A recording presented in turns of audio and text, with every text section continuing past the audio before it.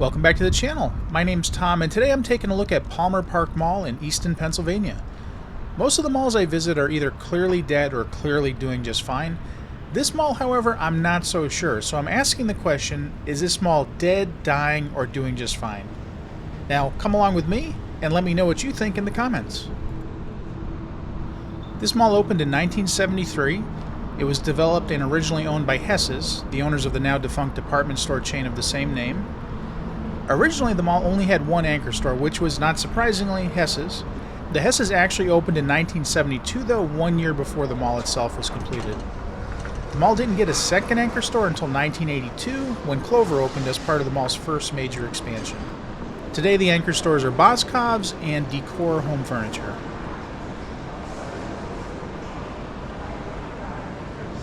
And don't forget, if you like this video, please give me a thumbs up, subscribe to my channel, leave a comment, and hit that notification bell.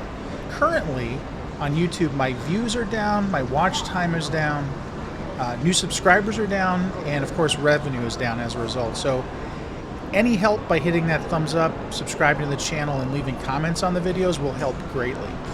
And if you really want to help support the channel, check out my Patreon, which is also called Flea Bitten Adventures. Thanks. From what I've read, this mall did fairly well up until the late 80s, early 90s. The mall's decline seems to have been due to multiple factors. The first being that a new, more modern, and much larger mall, Phillipsburg Mall, opened nearby in 1989, which of course took away a lot of this mall's business. Then in 1994, the mall's owner, Hess's, which also owned the anchor store of the same name, went out of business. Ownership of the mall was then transferred to Hess's parent company, Crown American, in Priott that same year. Not long afterwards, in 1996, the mall's second anchor store, Clover, went out of business as well. Luckily, though, both anchors were replaced within a few years. Another factor that led to the mall's decline in the 90s was that the building itself was outdated and in serious need of a renovation.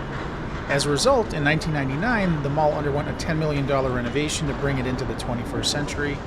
The Boscov's also underwent a $1 million renovation around the same time, and from what I can tell, the renovation was generally successful and the mall made a modest rebound in the late 90s to early 2000s. But not surprisingly, as the 2000s also marked the rise of online shopping, the rebound didn't last forever.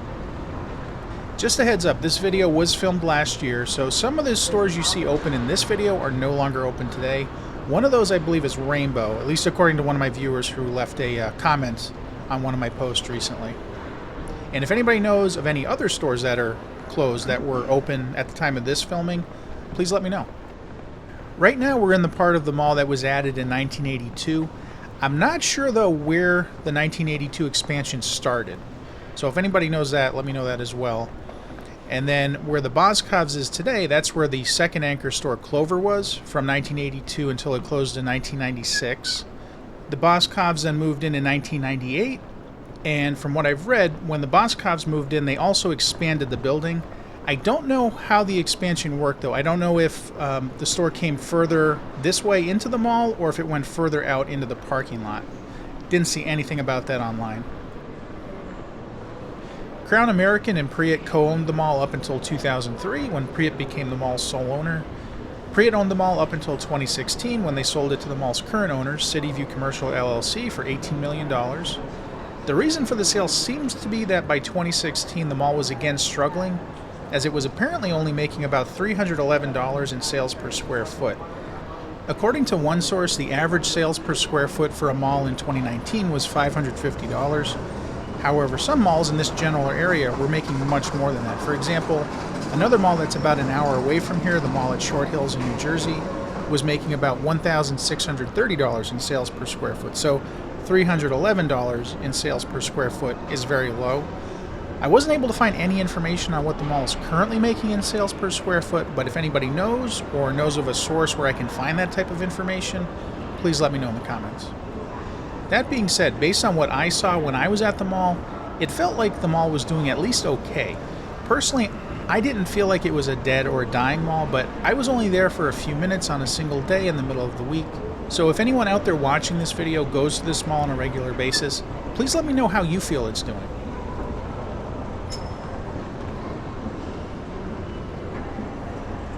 Coming up on the right is a very old school Bath & Body Works. You don't see that wood paneling on most Bath & Body Works anymore.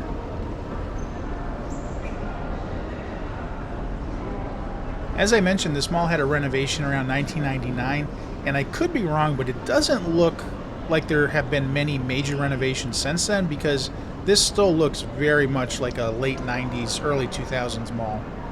Especially the flooring and seating. The ceilings, though, do possibly look newer than 1999, but again, I could be wrong there.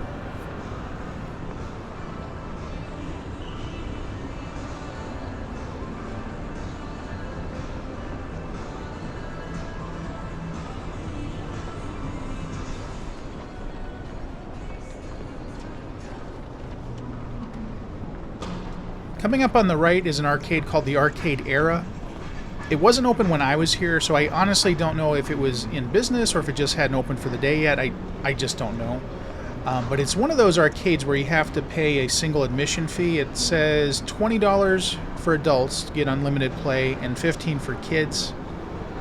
Personally, I'd rather pay per game, but that's just me. Coming up at the end of the hall is where the mall's original anchor store, Hess's, was located from 1972 until it closed in 1994. The Bon-Ton moved in 1995, but closed in 2018 after the company went bankrupt. After the Bon-Ton closed, there were initially plans to demolish the building, but luckily that never happened, and Decor Home Furniture moved in 2022.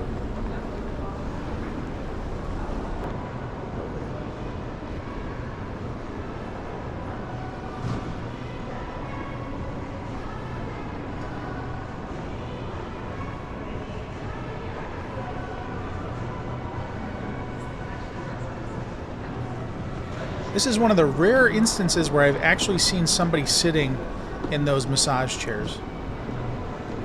Don't know if they were actually using the massage function, but usually I don't see anybody in those. And I kind of wonder why malls even have them when barely anybody seems to use them. I thought this was pretty cool. This is Spin Me Round, which is a record store slash, music store in general. They seem to have CDs, DVDs, things like that. And stores like this are getting more and more uncommon, especially with a lot of FYEs closing.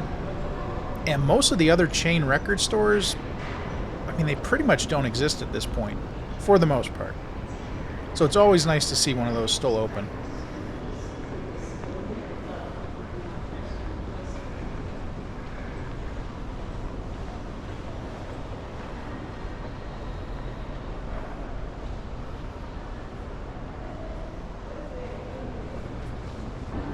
Straight ahead where you see those red easels, that was actually an art display. Pretty sure it was temporary, so I doubt it's still there today, but it could be. And it's always nice to see the mall being used for something other than just the stores here. Doesn't really matter what it is, as long as they have some event going on inside the mall to draw people in, that's a good thing. Now, don't go anywhere yet. As usual, we're going to do a drive around of the mall next and see what it looks like from the outside.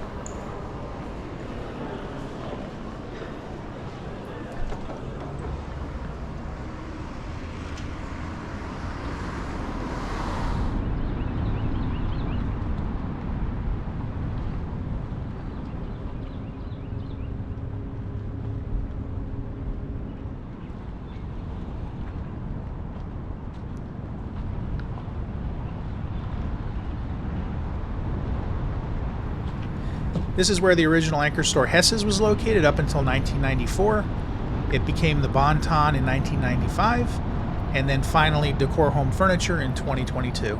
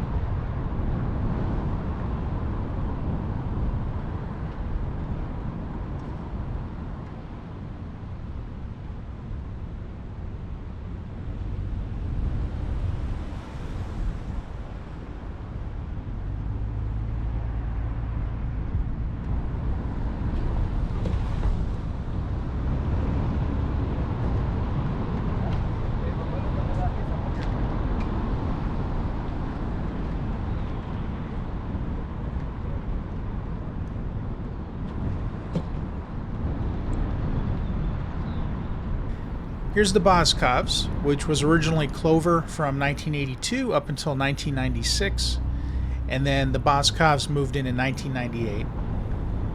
And I'm fairly certain that the Boscovs is the main draw to this mall at this point.